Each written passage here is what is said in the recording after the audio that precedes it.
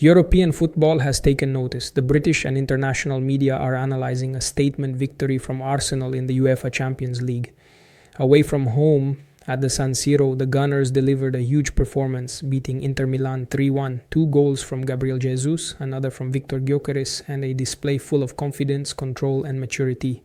This result keeps Arsenal at the top of the Champions League phase, sending a clear message across Europe. Today we're taking a closer look at how the media have reacted and analyzed Arsenal's impressive win in Milan. Don't forget to subscribe to the channel, leave a like and drop a comment telling us where you're watching from. Let's get into it. Anything can really happen, and it becomes problematic at a time when the Italian league is so balanced. At that stage, you risk getting an Inter-Barcelona, Barcelona-Inter, or a Napoli-City matchup. The possible Inter playoff would be wedged between Inter-Juve, as you mentioned earlier, and Lecce-Inter for the first leg, and Lecce-Inter and Inter-Genoa for the return leg, because the matches are played within a week with 7, 6, or 8 days between each one. But is there a common thread that links this third defeat in the last 3 Champions League games when the level got higher for Inter to the other matches? Some of them we've talked about described as episodic in the league, in the big matches. It seems a bit like the recurring theme of the season, maybe a bit overused. And Inter, in the so-called big matches when the level rises, they don't win. But now there are starting to be so many clues that I don't know what kind of proof they make or what they really tell us.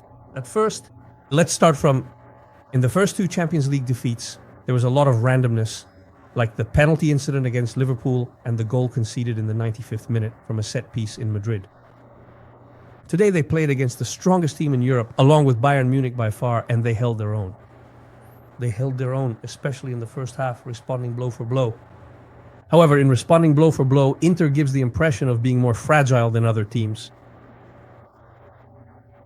The European version that Inter is trying to, and since it's with success... What kind of fragility? Is it a defensive fragility, a tactical one? It's a fragility that's both defensive and tactical.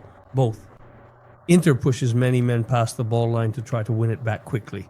From an athletic and physical standpoint, in my opinion, they're not at the level of those who have been playing that kind of football for a long time and are used to it. Like, even Arsenal itself, for the first 15 minutes, they eat you alive, they destroy you. But Inter wasn't even like that, right? Sušik gets a couple of counterattacks, right, and serves Barella. They could have even gone ahead. And in my opinion, they would have deserved it.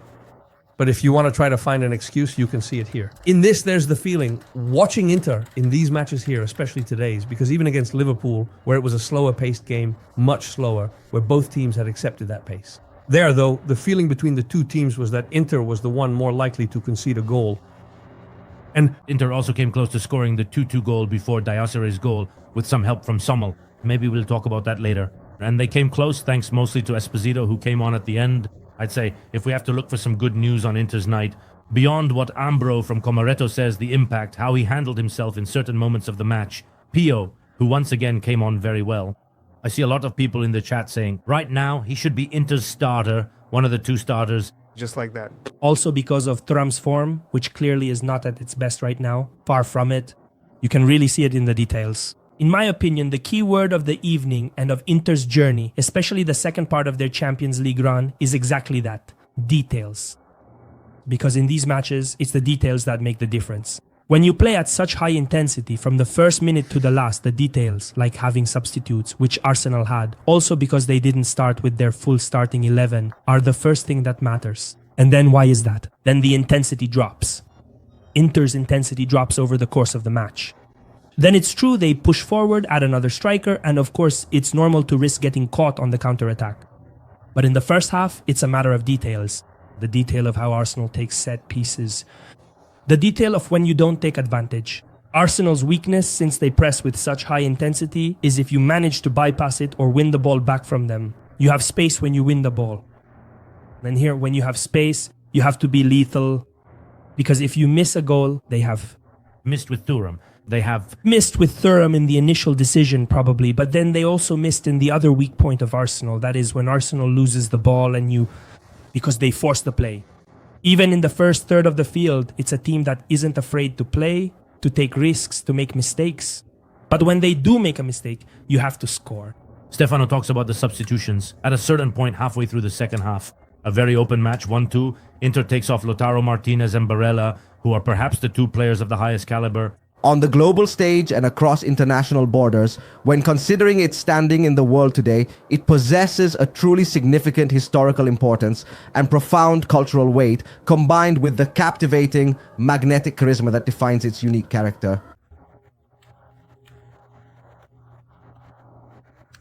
After a few minutes, Arsenal took even more control of the game. The substitution of Lautaro is a topic of debate. Because after all, between him and Thuram, maybe it should have been Thuram who was taken off. Also because the Lautaro-Pio partnership had worked well in the 2 matches against Lecce and Udinese, which certainly aren't on Arsenal's level. I don't know if Chivu was already doing some calculations for the league. That would be a bit out of place, in my opinion, since there was still half an hour left.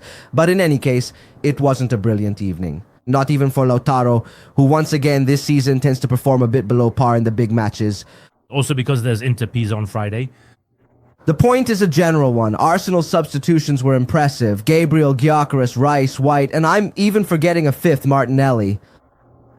Inter, of course, put up against these 5, 4 of whom are starters or would be Diouf, always playing out of position, Fratesi, who is certainly not a starter, plus Esposito. In short, it's clear that over the long run, Arsenal became more and more dominant. I was really impressed. I agree with you. Clearly, they're the best team in the world because they combine extraordinary quality with a defensive tactical organization that maybe Bayern doesn't have, considering these 2 are the top seeds at the moment. And then it was still night for us. We were almost mesmerized by these videos. These set-piece spells they cast on us with a season that everyone expected, and we knew exactly what Arsenal was going to do. I think Inter knew it too. And yet they couldn't do anything to stop it. In fact, Stefano and I were even asking ourselves, is there any way to counter this? Or will all of Europe just have to resign itself indefinitely to conceding a goal every 5 corner kicks from Larsen? People usually say they'll soon learn how to counter it. The problem is that we all focus on what happens in the penalty area. The real issue is how skillfully they take those kicks. I'm amazed by the way they strike the ball. It almost looks like a kick from another sport. Specifically, it's the trajectory the ball takes that forces the goalkeeper to stay on his line. If it's aimed at the far post, then the players who start from the far post. Sometimes some players stay still at the far post while others move into the 6-yard box, creating congestion and preventing the goalkeeper from coming out. So for me, it's about how they take those corners. They take them well, but with the necessary caveat that in football, you can concede goals whether you're defending zonally or man-to-man. That's the fundamental premise. Then Stefanino brought a deeper analysis on the topic, and he starts right from, it's often oversimplified. Did you Like it. How are you? Very nice as expected. The premise is necessary. In my opinion, the final result is that to contain those who play that way, who attack that way, I think that man marking has its limits, especially against teams that attack like that, because they play to put you in they play to find the position they're looking for, always in the same way. But if they do it, And they're not being marked, there must be a reason for that. If I were someone playing against Arsenal, I would pick one of them, and when they're at the far post, I would start positioning myself. We make a mess. They definitely won't get where they want to go. I try not to let you, but then I still get caught out. No, I know, but number 16 and 19 is a lot. It's mid-January. We can stay. I'm telling you, we could stay here talking about it forever. Surely the coaches, the people involved have tried, have given it a shot. But it would really get on my nerves. It really gets on my nerves to think that someone trying to trick me manages to do it so many times. It would make me so angry, and but my way of thinking of containing this thing or having greater control, compared to what the zone doesn't allow me, I just go man-to-man, Gabriel. Because if the ball moves around, if the ball gets to the far post and it happens to hit the crossbar and ends up there, I need to know who it was and that I had to stop you from doing that. That said, out of these, number 19 definitely needs to be looked at. How many teams have marked me man-to-man because then there are only corners and not set pieces. Then you also add in those free kicks and so on. You mentioned the player Gabriel Jesus, who has returned as a starter, is available again after a long injury, and is really the ideal centre forward. Because then in the end, Giochere came on, he scored the goal, and this year the number 9S have scored during the season after so many at Sporting. But he doesn't really seem like the prototype of the ideal centre forward for this kind of team. Is Gabriel Jesus that? I mean, is he the perfect number 9 for Arteta's style of football? Definitely a mobile striker, someone who moves a lot, who opens up spaces that are then taken up in turn by a midfielder and sometimes even by a fullback or a winger. So a player who moves around but also knows how to play as a center forward in the penalty area. He has good timing when making runs but also precision. So yes, having said that, Gyökeres can do that too. And I also think that the key is to have a mobile center forward. I want to tie this in with the super chats I've seen because they're actually relevant to what we're talking about. Now, they've all disappeared for me because of all the... I am currently taking some time to carefully go through and read all of the various comments and feedback that you have been leaving for me down in the section below this video right now.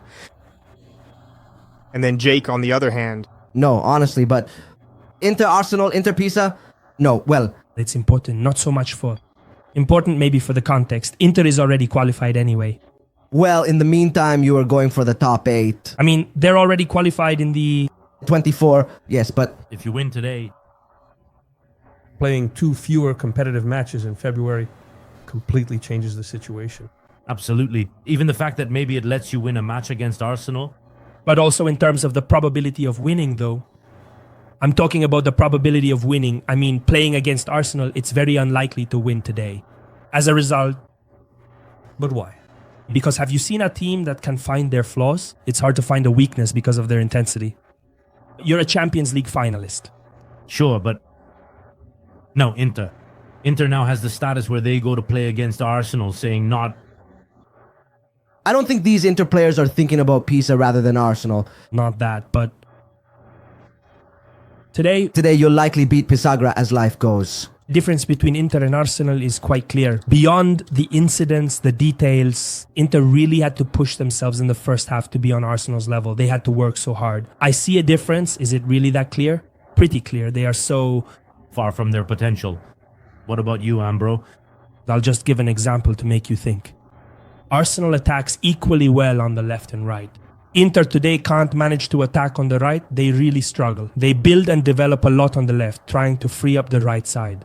But when the ball gets there, the play slows down. Sometimes you have to recycle possession through the middle, and it's hard even to overlap on that side. As a result, when out of possession, you're forced to... Today, Barella even had to double up on Ciccio on Di Marco, because in the first half, he really struggled with Saka. To play this kind of match, you need a tremendous amount of intensity, and you need everyone. Need every player in Dumfries. This victory in Milan feels like more than just another Champions League win. It feels like confirmation of what Arsenal have been building under Mikel Arteta.